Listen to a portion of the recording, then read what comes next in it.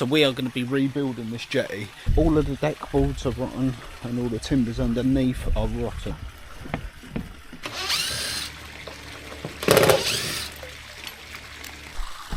Okay guys, so we're getting there with the ripping out. You see I've had to put this bit of CLS through here because these timbers here don't go to anything, they just sort of terminate off. So I've just bridged it off of this middle one now, just to make it a little bit safer for me walking on it for now.